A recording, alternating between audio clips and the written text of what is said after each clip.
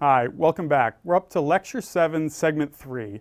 The topic here in Lecture 7 is an introduction to regression. And we've already given you an overview of regression and talked about how to calculate the coefficients. I now just want to review some of the assumptions underlying a basic linear regression. Now, it turns out that the assumptions underlying a simple linear regression are almost identical to the assumptions underlying the correlation analyses that we did last week. So this segment will be quick and pretty easy, and basically a review of last week's assumptions underlying correlation analysis. So the first three assumptions are, one, that we have a normal distribution in y, the outcome measure. The second is that we're looking for a linear relationship between x and y.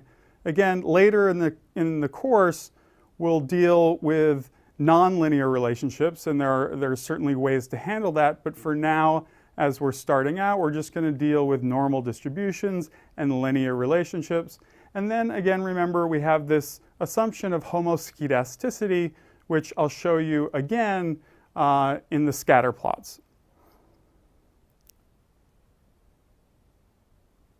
Let's not forget as well, just like with the correlation analyses, we assume that we have reliable measures of x and y.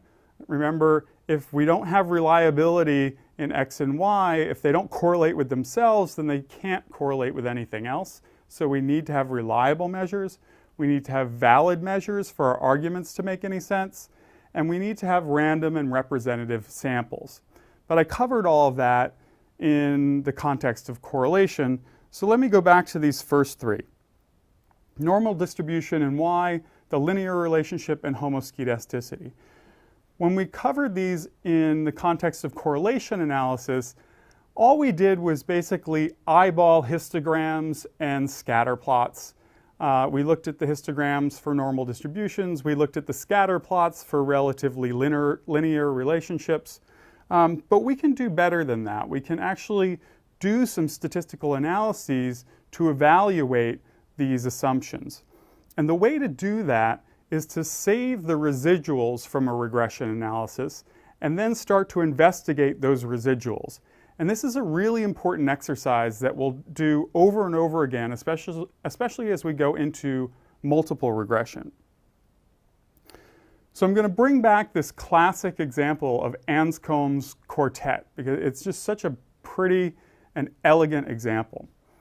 So remember, the correlation between x and y in each of these four data sets was exactly the same. Well, of course, it turns out then that the regression equation, if we predict y from x, is going to be exactly the same for all four examples in Anscombe's quartet. It's one of the reasons why he created it, was to show that you could get the same exact outcome in a regression analysis from those four very different looking data sets. So here is the output of a regression analysis. The regression constant is 3 and the slope is about 0.5. If you go back and look at the scatter plots, you see the intercept indeed is about 3 and the slope indeed is about 0.5 for each one of those. But clearly, only the first one on the upper left satisfies the assumptions underlying a linear regression analysis. So how can we do a more sophisticated statistical analysis to test those assumptions? Well, to test them, we can save the residuals. And this is easily done in R. We're going to do it in lab this week. But remember, for each individual, we're going to have a predicted score and we'll have their actual score. So it's a very simple step to just save the residual. We can then look at those residuals as a function of the x predictor variable. So we can construct new scatter plots where x remains on the x-axis, but now let's put the residuals on the y-axis. And here's what it looks like with Anscombe's quartet. The first model on the upper left, the first data set, This is ideal. This is the kind of thing we want to see when we save residuals and plot them as a function of x. There's virtually no relationship between x and the residuals. They're independent. And the residuals, some of them are above 0, some of them are below 0. That indicates homoskedasticity. So this looks great. That's exactly what you want to see. Otherwise, if you see that there's a relationship between x and the residual, as is the case in all the other examples, then you know that you have some sort of measurement error in x or some sort of confound in your study or in your model, because x is somehow related to the residual. And you'll see that if you plot the residuals as a function of x, as we've done here. So you see they're not linear relationships across the board, but they're clearly relationships. So each of these other data sets indicate violations of the assumptions of a linear regression analysis.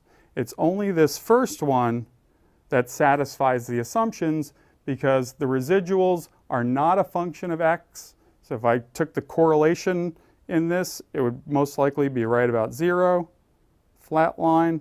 Some are positive, some are negative, again, indicating homoskedasticity. So to wrap up this very short segment, again, it's pretty much a recap of the assumptions that we looked at when doing correlation analysis.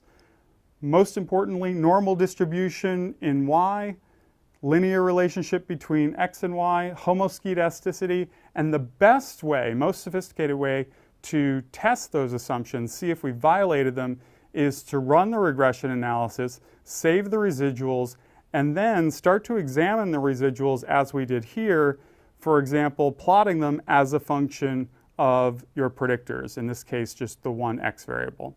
And what you're looking for is no relationship at all. They should be independent. If they're not, that indicates you have some sort of dependency between your systematic predictor and your unsystematic error, which indicates a problem and a violation of one of the assumptions.